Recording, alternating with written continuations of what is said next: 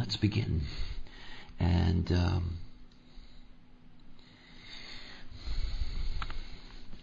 we have a really interesting story today. And first of all, we have to deal with this from a mechanical point of view so that there is no confusion here. This Michael is, as Kathy asked correctly, this refers to the Archangel Michael. Now, this is not about angels, though it would seem like it is. For those of you that have taken mystical courses with me, particularly having to do with crystal bundles, we have a phenomena, and that phenomena has been at work from the moment that crystal consciousness was constituted on this planet. That is, we began with 16 personality crystal bundles. Today there are probably millions and millions and millions of personality bundles. I mean, the astral field is a crowded place. It is a zone of, the density of crystals that have not returned. Remember, when a personality crystal incarnates, when our crystals incarnate, they incarnate out of a bundle. They are intended to go back. I mean, they're intended to go back. It is why I have spent time over the many years in design trying to teach people about death and dying, and having them understand how important it is that the body is not disturbed. That it can take up to 3 days for the personality crystal to be picked up by its bundle. The bundles are in movement, they're not stationary. And of course, if it is moved, if it is interred, if it's burnt, if there's an autopsy, all of these things, there's no way that crystal is going to be picked up by its original bundle. And those crystals tend to simply just hover, in a sense, hang around, if you will, until they're picked up by something. There are all these aggregate bundles that have developed over time. Think about there are 2 crystal bundles, one of them we're looking at today, 2 crystal bundles that are associated with what we would call angels. And please understand that in most cases what we're really talking about is forces of light and darkness, but nonetheless, let's call them angels for a moment. If you're a crystal, personality crystal, you incarnate out of one of these 2 bundles. You're intended to go back to them. But for whatever the circumstances are, for the last 2,000 years or 3,000 years, it's been very, very difficult for crystals to return to source. I mean, you got to have serendipity on your hands, or be in a situation where, it's possible and it's rare. We have societies where people are interred right away, burnt right away. There is no, anyway, all of these things. So what we've had for thousands of years, as a matter of fact, ever since the beginning of angelic lore, is that we have had crystals incarnating out of these angelic bundles and not returning, and eventually coalescing. And, when somebody has a confrontation with what they say is an angel, an encounter with an angel, they're basically having an encounter with a minor crystal bundle that might have, I don't know, anything from 10,000 to 100,000 crystals as part of the bundle. We're talking about something very tiny, by the way. The neutrino field going through that bundle in close proximity to that person, and that person, the only way that they can interpret the feed is the projection of angel, because this is what's been doing it forever. And we don't just have angels in these bundles, by the way. We have all kinds of things. We have demons and ghosts and just about everything supernatural that anyone could, put a finger on. Mechanically, it is simply a bundle that was formed and did not return to source. So I don't mean to start all this off with deep mysticism, but nonetheless, I don't want you to confuse what is a personality consciousness influence from the actual thing itself, that is the experience of an angel, which has only a limited connection to these bundles in the sense that it has a natural tendency to filter it. Okay, that was the first preamble. I have a few preambles for you before we can even get in here. Michael. You notice all these names that come to us that have an EL at the end. The Canaanite people, Semitic people of the Middle East, about 3,000 years ago. Their god they referred to as El. That El went through a lot of variations in the sense that it was never truly about God, but a description of godliness. Israel, the people of God, or chosen by God. Michael, the Mika is like God. This is this is the embodiment of godliness. As a matter of fact, the tradition of Michael, which is very ancient, by the way, again, it emerges, the angelic traditions emerged about 3,000 years ago. One of the things that is so interesting is the way in which the myth of Michael has been transformed over time, and yet the one thing that remains is this most godliness, if we can put it that way. There are, for example, in America, which is the home, because after all, America was founded by people who are followers of various sects of Christianity, and it's always been a place of that. There are two movements in America. One of them, the Latter-day Saints, the Mormons, and the other, the Jehovah's Witnesses. And what's interesting about both of them, and one of the reasons why they are not favored by mainstream Christianity, is that both of them have a very interesting description or worship of Michael.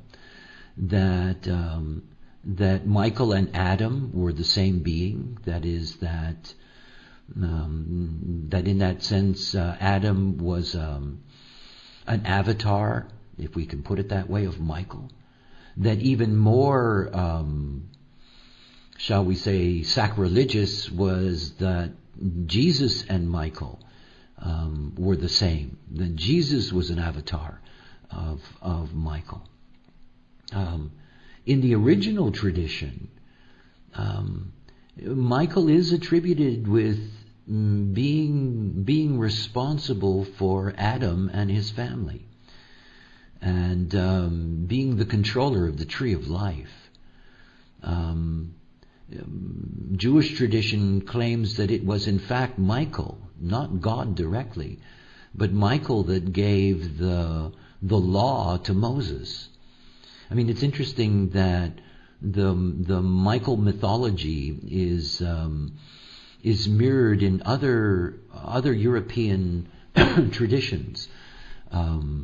Hermes, interestingly enough, and Wotan, the Teutonic god, all are deeply associated with the mythology around Michael. And of course, he was the Prince of Light. He was the defender of heaven, the protector of humankind, and also a warrior. He was worshipped by soldiers. He was the warrior chief of God, which is suitable considering that we're about to take a look at a deeply Aryan codon. So we're dealing with not simply Michael here. Please understand, as you've begun to see as I go through this process, This is an archetypal focus. But in fact, what we're dealing with is what we have come to understand as the influence of,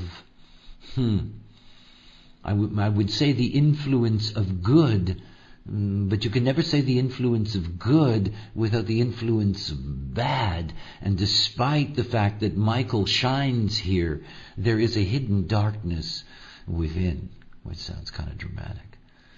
All right, let's play.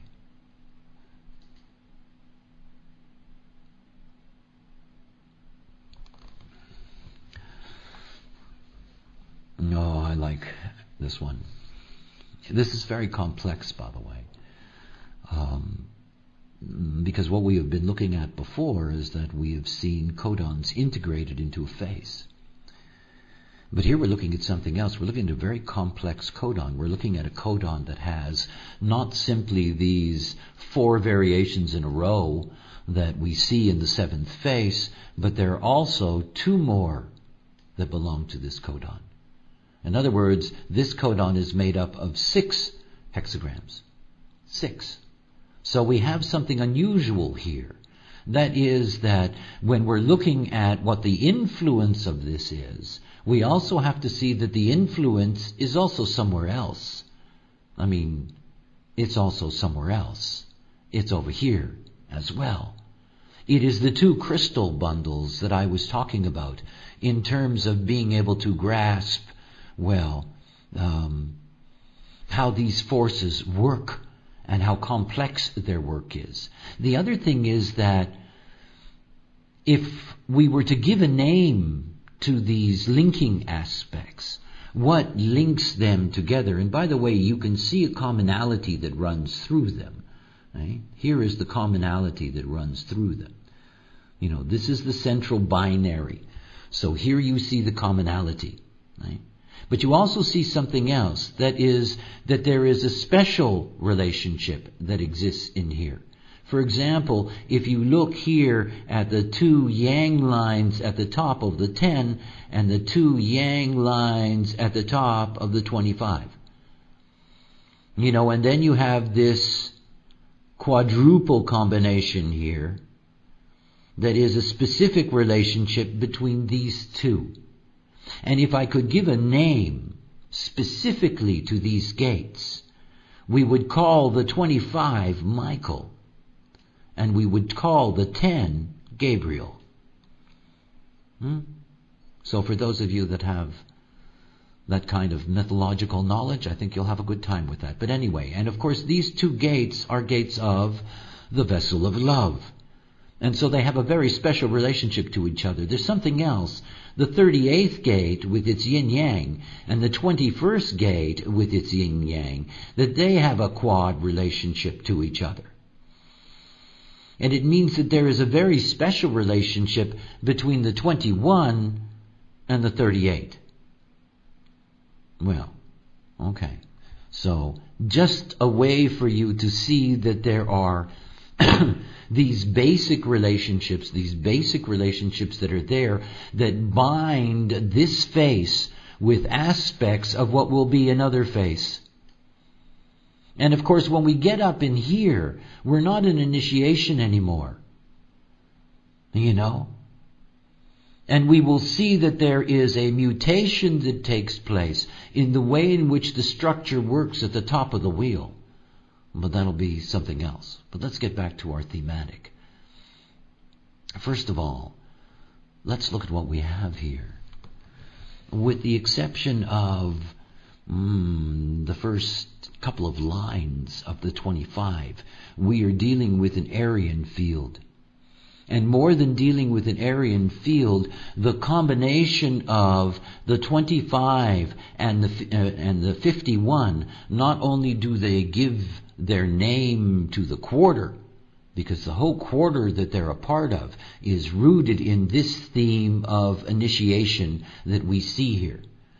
It's also very interesting, these, the configuration itself, this central configuration, how powerful this central configuration is, and how deeply connected both the 10 and the 25 are, through the agency in that sense, of the definition, this initiation of all of this. But this is a very, very powerful field. This is a face that is an initiator. And think about it in terms of the way in which we understand it as chemical programming. In other words, that these attributes are a constant initiating force in the life of humanity. What is being initiated here? What is the theme? We're dealing with a quarter of mind. And this is the first face that we have come to where there is a yang archetype associated with it. And when we go into the nature of the mythology of Michael, perhaps the most important place to begin with is the tree of life. It's the first thing. The nurturing of life so it can move and learn and grow. And Michael delivering the tablets to Moses. That's the tricky one. That's the tricky one. It's interesting in the mythology that it's Michael and not God. You see, if God gives you a commandment, there is no honor in breaking them. None. You don't want to mess with God, do you? What's the point of writing a law that everyone obeys? If you write a law that everyone obeys, there is no dynamic tension. There is no inspiration.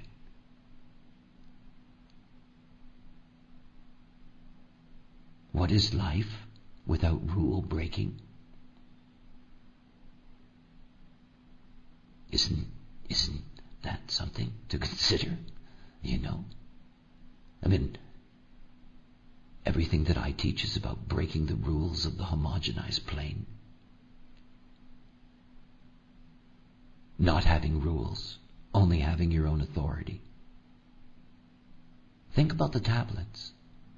Think about what it means to be the deliverer of law, and yet you're the custodian of the tree of life. Think about it. There's something missing. You see, this is the dilemma of mind. Mind is not inherently good, is it? It isn't. We live in a binary. We live in a duality. There is no way that light is ever going to triumph over darkness any more than darkness is ever going to triumph over light. There's no such thing. If one takes over the other, everything disappears. Whoosh, gone. There's no such thing. We exist by the very dynamic. You see, if I can put it that way, because it's a joke, so please understand that. Don't misunderstand me. If God was smart, He'd know that at the same time that you set the rules, you create the rule breakers. But He wouldn't admit it. Now would he or she? No. You see, hidden in this face is the dark side of the mind. It is the rebellion against order. And they come together. It's like the mythology that even the devil was once God's favorite angel. And who's to say that the devil isn't in league with God? I mean, I guess that's the thing that's so uncomfortable. I mean, what would fundamentalism be without the devil as a goad? What would faith be without it as a goad? It would be like a law that's always obeyed. No growth, no genetic movement. So we have a very, very complex package here. It's like the 25th gate, when you understand the 25th gate mystically. It's kind of frightening. I mean, at first when you look at it, you think, wow, this is the gate of universal love. It's quite a thing. This deep potential to be able to embrace everything with grace. But it's a gate of priests and priestesses as well. It's a gate of controlling forces. It's a gate of spiritual rituals. It's a gate of Michael. Holiness coming into form. Supposedly. I mean, supposedly.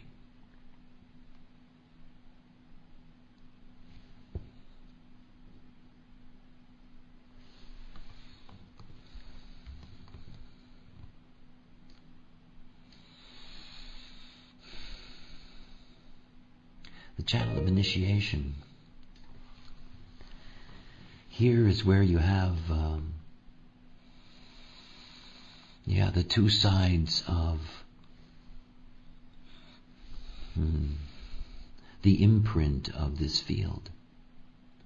You have the wildness of the ego, and with its most powerful, in a sense, gates. You know, this tremendous controlling power in the 21. When you think about the way in which this crystal bundle influences us genetically, what it puts into us. You know, here is the battle line drawn.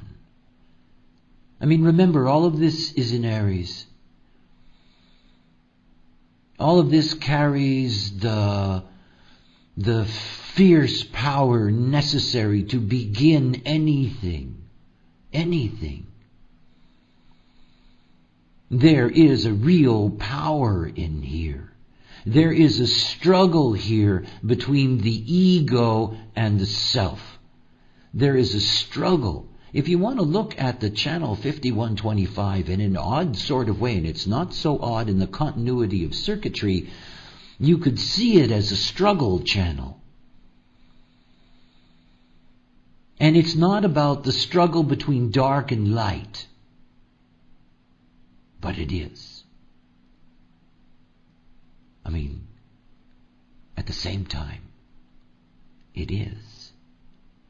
You see the 51 and the 21. They're not going to be held by rules. They're not. No matter who imposes the rules.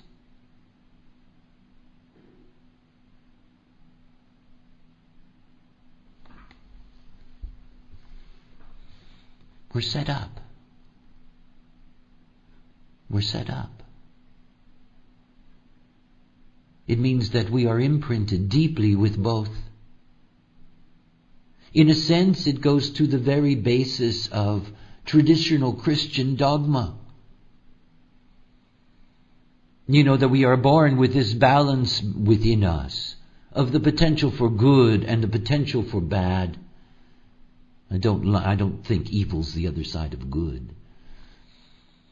the good or bad, that it's in us, everywhere. Everywhere. Mind. This is the quarter of mind. Here's the crucible of the initiation of mind.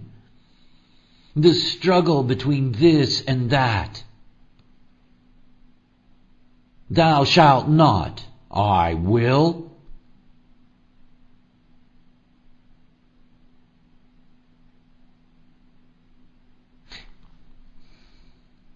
See, it was always a fix. I guess it's the thing I always find so amusing when you finally get to grips with binaries. It's not like you go to this crystal bundle, and this crystal bundle is it's like it's got this surface of we're all shiny and pure. It has this goodness program to it. The universal love and, the intelligence to organize humanity for its own benefit and blah, blah, blah, and on and on. There are all these very beautiful aspects in all of this. This is the gloss on the surface. This is the intended goal. But you're never intended to really get there. You're not. See, we're not designed to be just good or just bad. All of that's comparison. This is the source of comparison. When you establish a law, you create a line of comparison. Those who are on one side, those who are on the other. Here is the beginning of, you name it. Religious wars, hatred, all kinds of things. Comparison. And the need to control.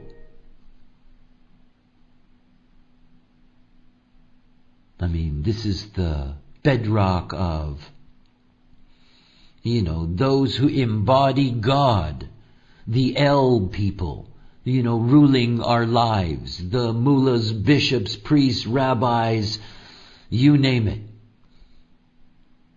And we know that if you scratch their surface, they all have dirty little secrets, don't they? And no matter how much they try to cover it over, it's still there. It's still there. You see, homogenization demands rules. And the rules establish who's in and who's out. Who has and who doesn't. Who's worthy and who's not. I saw an ad on television yesterday. Some ad about charities for Asia.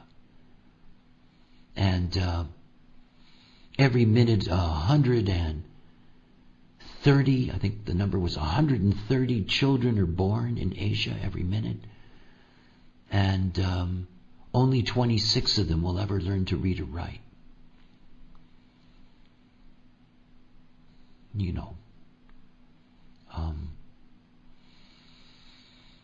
In a world of ignorance,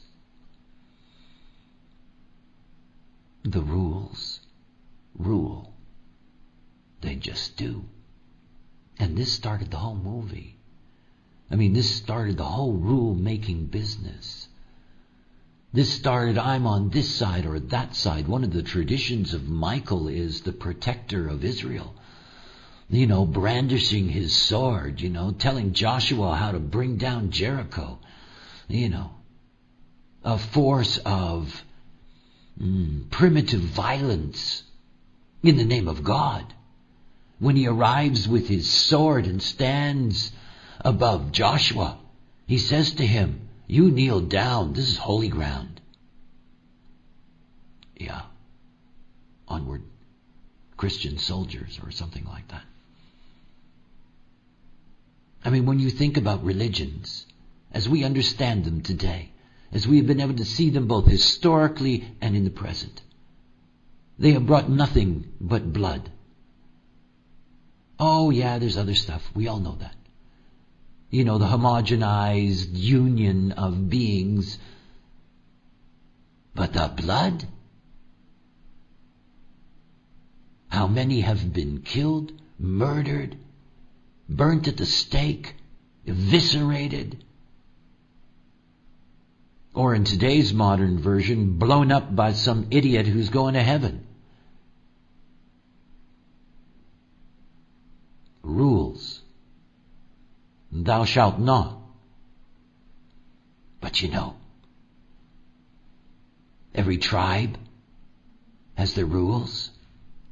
You see, this is the beginning of, my God's better than your God. My rules are better than your rules. You notice how all religions write rules. They do. They do. So many. All meant to be broken. All designed to be broken. So that there can be this struggle. I mean, what a thing. What a program. I mean, it's here that it comes from. I'm deeply aware of this. I mean, I'm a 5125. I have the 10th gate. I know this movie. I know this struggle between darkness and light. I am darkness and light. And it's not about one's good and one's bad, because it's not the point. Not the point. In comparison, what will projection say? But truth lies in being unique, differentiated, outside of comparison. And then whatever it is that is the balance of your chemistry in relationship to the way in which your mind tends to be programmed. Remember, we're talking about mind personality programming. Doesn't matter. My mind can think anything. My mind can think light. My mind can think darkness. It is only my mind. It is not my life.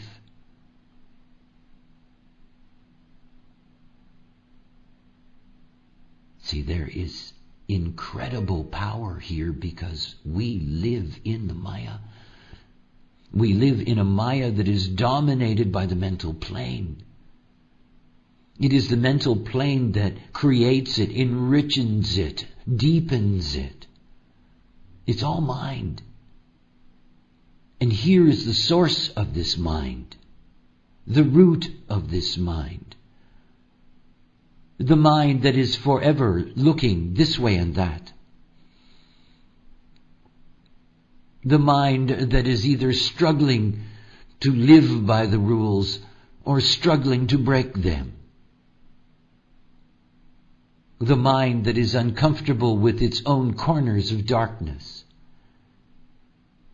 And when your life is ruled by mind, when your decisions every day are ruled by mind, oh, you can suffer greatly from this. We know all these beings that when their mind is clouded with darkness, they act darkly.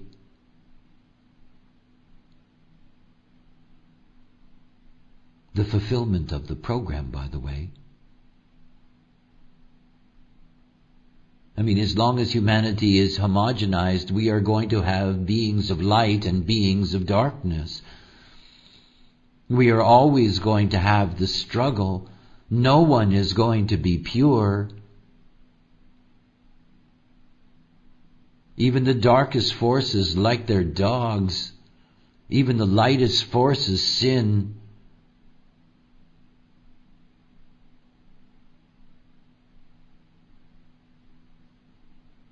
Judgment. judgment. Eh? I mean, Revelations, Michael, heavy duty. Judgment. His relationship to Hermes had an interesting job of taking souls to Hades. And not Hades as hell, by the way, because that wasn't the way that concept worked. It could be anything. It was a very complex place for afterlife, from good to bad. But Michael also being attributed with being at the gate, to heaven. Supposedly it was Michael that took Adam's soul to heaven and had it cleansed of its great sin. This is the poison pill in this programming. This question mark about death. This question mark in a rational being that suddenly becomes totally irrational when confronted with their own terminality. And here is the very beginning.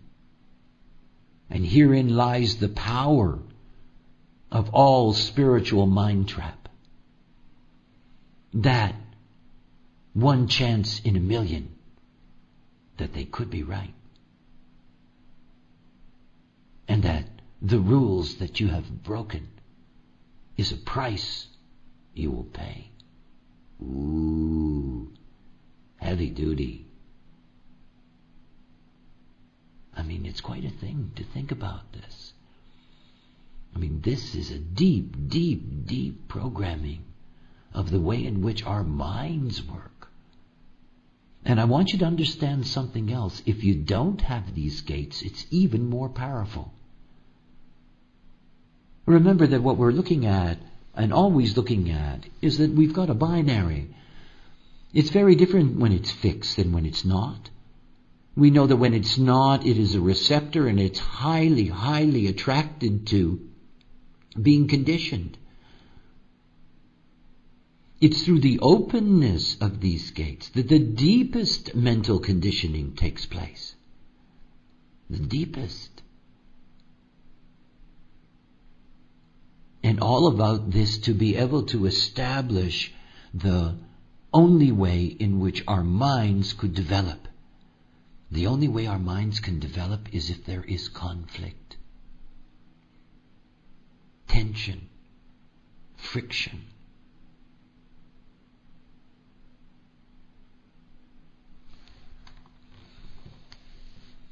The tradition is to be of service to man, the protector of humanity. And if you deconstruct it, it's exactly what it is. Setting us on this path. And it is a path that is undeniably about the future. I mean, you see that in the 17th gate. No gate is more preoccupied with the future than the 17th gate. It's all about driving us forward and organizing us. And the way in which we are organized is tribally. I mean, the way you see this 21, the way in which it works through the 2551. Take control. And you can see this becomes a tension between, the forces of light and the forces of darkness. And how does that work out? Well, you end up with control mechanisms. You build temples and you train priests and you control the people and you give them the law and you keep on reaffirming the law and you reject those who reject the law and you create a boundary between you and them. And that you are deeply controlled. This is not democracy. There is no freedom in this. Minds have to be controlled. Our entire history is nothing more than the history of mind control. It's always been like that. Constantly manipulating humanity by manipulating the way in which they think, the way in which they see.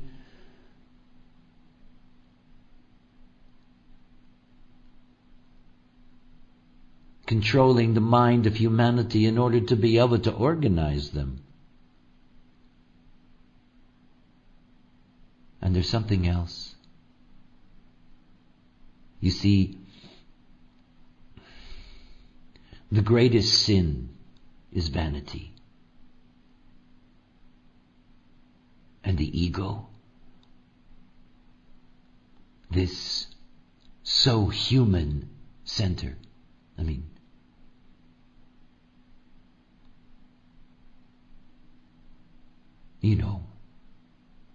The vanity is built into us. Our sense of superiority, our mental arrogance relative to others and to other forms, all built into us here.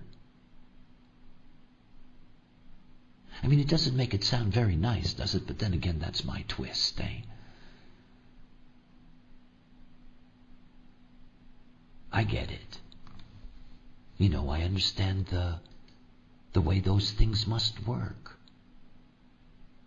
I understand, after all of these years, what it means in that sense, that the whole basis of our intellectual development has been rooted in rules, and rules have been the foundation of homogenized consciousness.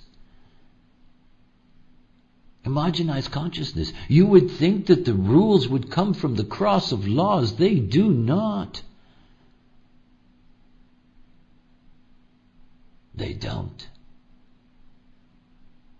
These are the rules of God, so to speak. These are the underlying rules of the breath of life in us.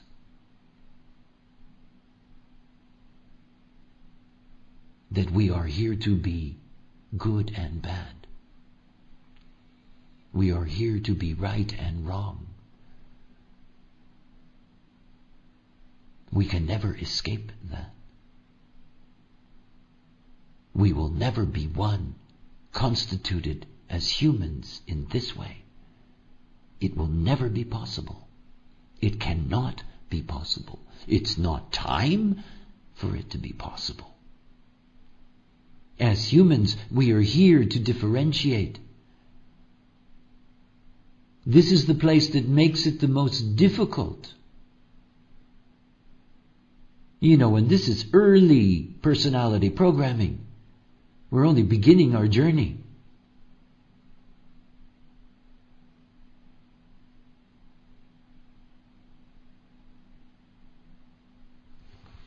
The 51. Shock thunder, the arousing. It is an interesting chop, isn't it? Because if you see it as in its binary, it is a mirror repeat. Yang yin yin, yang yin yin. This is sheer power. But more than that, it's gall. Gall, this word, gall, to have the nerve. It has the gall to stand up to the rules. The rules is what makes initiation. What the hell would initiation be if you were doing the same thing in the same way all the time? There would not be such a thing. There would be the monotony of sameness. And you see, we are endowed with this gall, that we can stand up in the face of the rule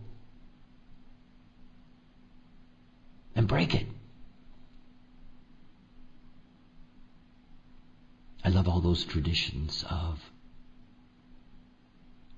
St. Augustine, that kind of being, pagan,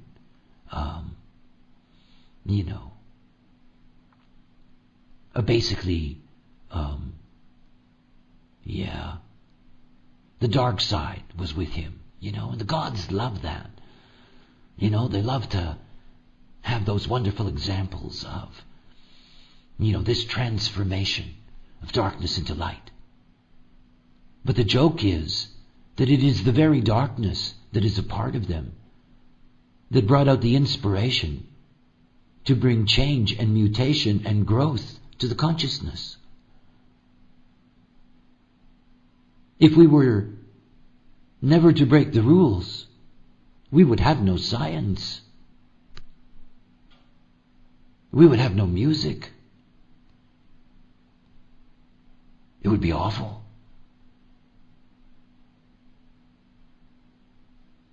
And then we take it all so seriously.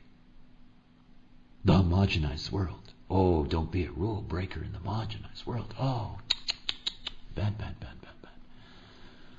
You get punished for that. And yet it's not our fault. Bless our little hearts. This is the way programming works. This is personality programming at its deepest level.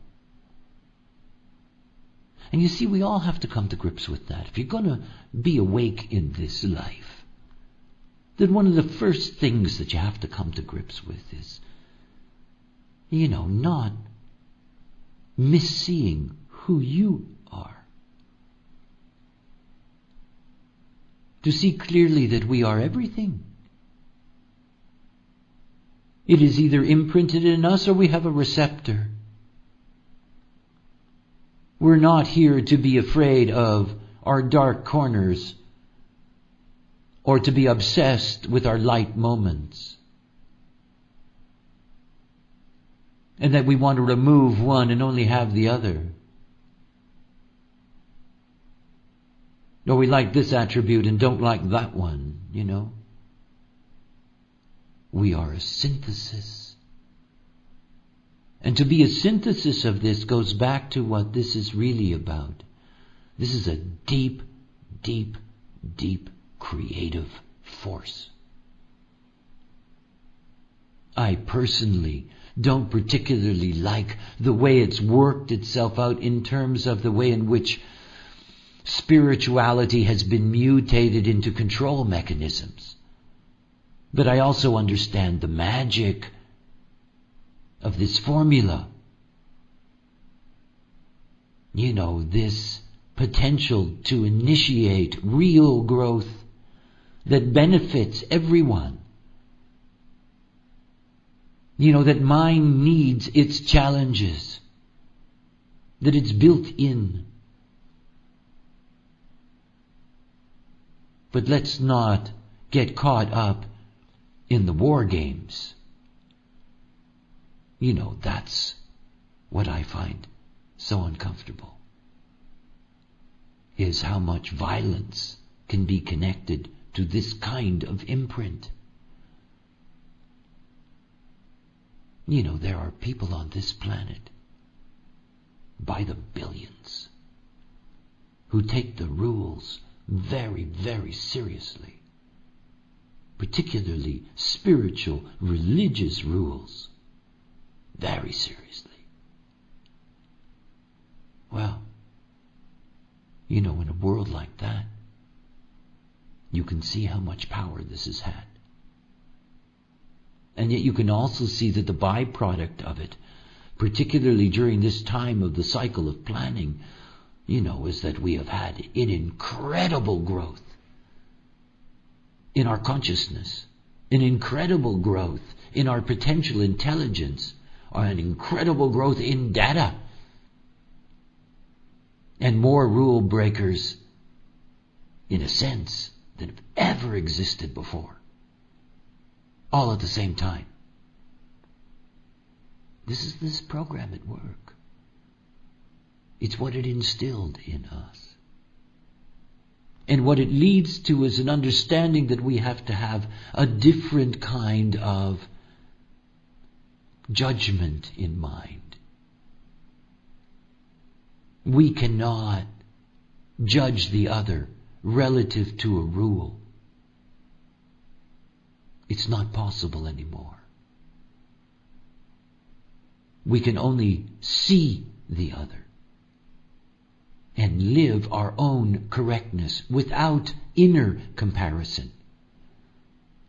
Inner comparison. Not looking within yourself to see whether or not you're fitting in. Did you do it right? What will be the consequences? Your struggle with the other.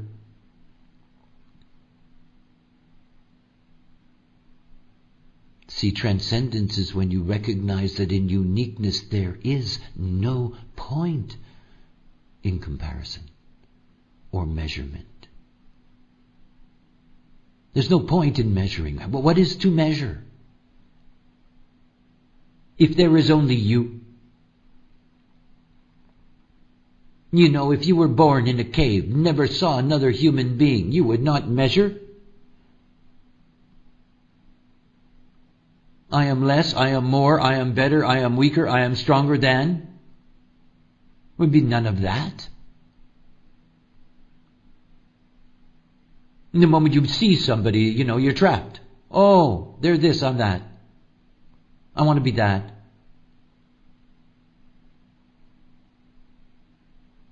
The moment that you are truly within the correctness of your own authority, there is no comparison. There's just seeing. Your mind will never be free of what the seventh face of the Godhead does as business.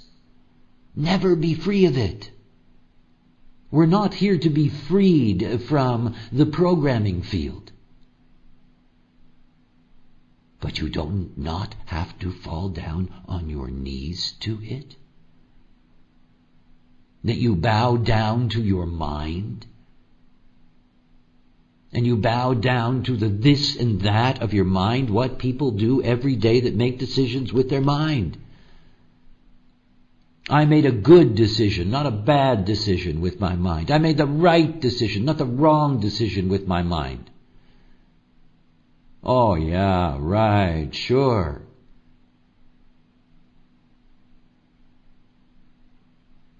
We are only here to make decisions out of our own unique authority. That has nothing to do with mind. Has nothing to do with the Michael game. Nothing. Nothing. And you see all of these beings that are caught up in religious fundamentalism. And boy, are there a lot of them today. And from many, many religions. I'm not speaking specifically of Islam. They're all caught in this. We have to win the struggle for the future. We're right. We're the side of light. It is still the basic dogma of Christianity that if you're not a Christian, you're not going to go to heaven. Unless you embrace Jesus, you're not going to go to heaven. Religion saying, we are the light, we are the right. Struggling for this future. This logical future. Setting a pattern. Here are the rules. If everybody obeyed these rules, everything would be fine. Except there's someone on the other side saying, if everybody obeys these rules, everything will be fine. And there's somebody somewhere else saying, and it goes on and on and on and on and on. See the personality crystal bundles. These 16 faces. they lay a foundation and density of consciousness in us that we cannot escape from or in any way alter from within.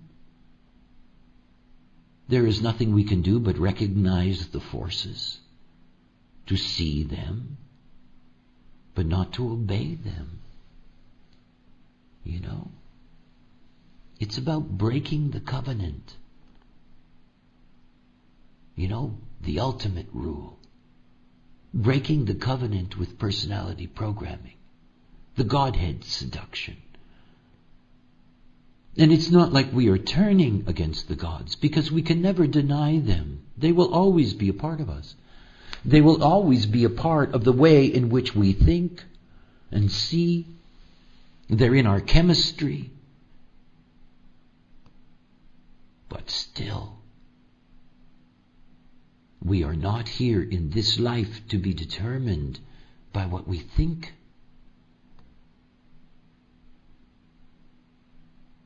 We're here to be determined by the intelligence of our vehicle, by the purity of its cognition and our movement in space. And the rest is for seeing. Very few human beings can ever get to a place in life where they are free from this primary personality programming. You can see how powerful it is. And you can see the influence of this codon. It goes far beyond this phase. It deeply affects the way in which humanity thinks. And humanity is not self. And so they are helpless in this. There is this side and that side. There is my God's better than your God. There are all these rules and the rule breakers and the punishment that comes with it. There is. There just is. You know? I mean, it's something to really grasp about what personality programming is. We have this delusion in our vanity. You know, this delusion that it's ours. You know, that we're selecting an aspect of it that's really ours. You know, that we actually think these rules mean something. That we act on them. You know, that you punish the children for 5 generations, that you gas them, you butcher them, you blow them up, you cut off their heads. See, what annoys me about such programming is that it's obvious where it leads to in those that are ignorant. And it is so much our world. It is so much our world. And it goes back to my deep respect for the understanding that has been in the world a long time and rarely given a proper voice. That the mind, for all its beauty, is such a horror when it runs the world. It's a horror. Because there's no escape from it. Darkness is always there. The perversity of the homogenized not-self and what they are capable of. You know, the Rwandas and Darfurs. What they are capable of. This is mental programming.